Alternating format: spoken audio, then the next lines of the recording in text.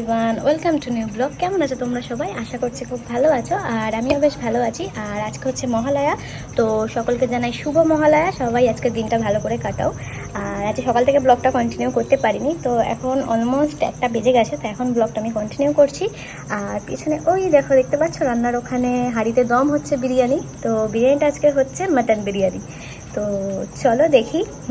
রেসিপিটা আমি তোমাদের সাথে শেয়ার করিনি, বাট আগের ব্লগে দেখতে পারবে। চিকেন বিরিয়ানিটা যেভাবে বানিয়েছিলাম সেভাবে বানিয়েছি, বাট মাটনটা আগে আমি প্রেশার কুকারে সিটি দিয়ে নিয়েছিলাম, ওটা সিদ্ধ করে নিয়ে তারপর কষিয়েছিলাম। তো চলো, ওখানে মাটন বিরিয়ানিটা রেডি হচ্ছে, দম দিচ্ছি। আর 10 থেকে 15 মিনিট দেবো, হয়ে গেছে অলমোস্ট 8 ঘন্টা মতন দিয়ে দিয়েছি আমি দম, তাও আর একটুখানি দম দেবো, 10-15 মিনিট আমার মনে হলো। তো চলো দিই, তারপর আমি বিরিয়ানির হাঁড়িটা ওপেন করবো আর তোমাদের সাথে তখন আমি ব্লগটা শেয়ার করছি। তো চলো দেখতে থাকো ব্লগটা। 2000 years later. এই যে বিরিয়ানির হাঁড়ি এখানে খুলে গেছে, অপূর্ব সুন্দর একটা গন্ধ উঠেছে।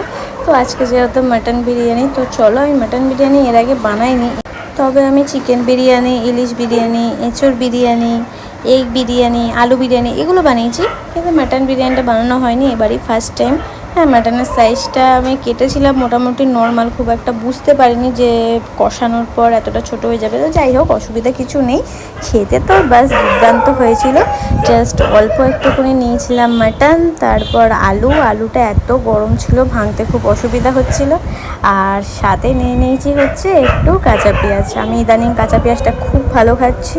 আহা, যখন মুখে দিলাম সেই স্বাদ, কি আর বলবো তোমাদের।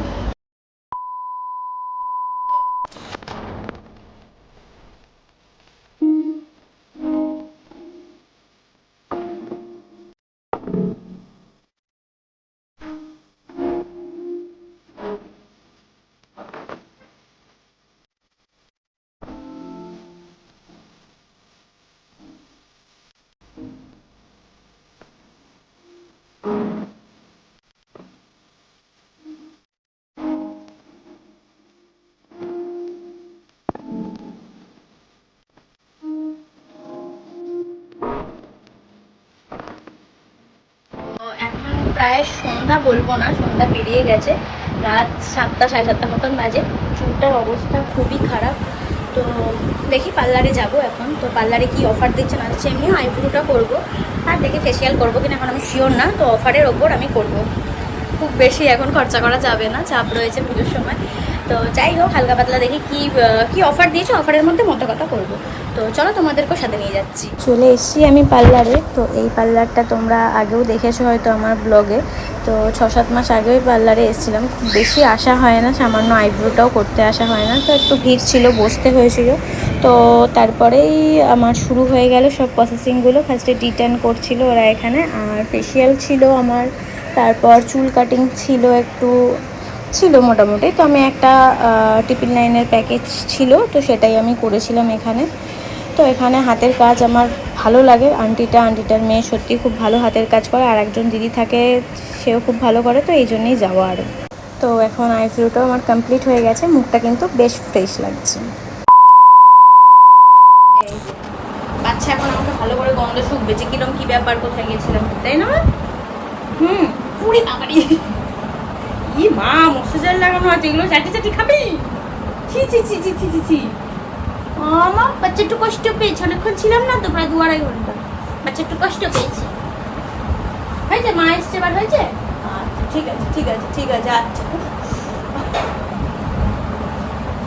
আচ্ছা, বসো বসো বসো বসো। ওই দেখ, কে রে এটা? মা, কি আমার ঠান্ডা বন্ধু, আমার ঠান্ডা বন্ধু, আমার ঠান্ডা বন্ধু।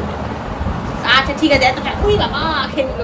এই যে এবার পুজো স্পেশাল চুলে কালার হচ্ছে, লাল কালার করেছি। অনেক দিনই ইচ্ছা ছিল অনেককেই দেখি করতে, তো আমার কেমন লাগবে না লাগবে সেই ভয়ে আর করতাম না। তো এবার কেমন জানি না মনে হলো করেই ফেলি, যা হবে যেমন লাগবে দেখা যাবে। তো যাই হোক, চুলে কাটিয়েছি হচ্ছে, এই কাটিংটার নাম হচ্ছে লেয়ার কাটিয়েছি। তো আমি জিজ্ঞেস করলাম কেমন কি ভালো লাগবে, তো বললো খুব যেহেতু তোর বেশি চুলটা পাতলা, বেশি ঘন না, তো লেয়ার কাটটা কর, ভাল লাগবে। তো যাই হোক, আজকে ব্লগটা এতটাই, পুজো স্পেশাল এইটুকুই। নিজেকে তৈরি করে তুলেছি। তো কেমন লাগলো আজকের ব্লগটা অবশ্যই কমেন্ট করে জানিও, আর মহালয়া সবার কেমন কাটলো অবশ্যই জানিও। আর ব্লগটা যদি আজকে ভালো লাগে অবশ্যই একটা লাইক করে দিও, আর যারা যারা আমার চ্যানেলটা এখনও সাবস্ক্রাইব করনি সাবস্ক্রাইব করে দিও। তো চলো দেখা হচ্ছে নেক্সট কোনো ব্লগে, ততক্ষণ টাটা।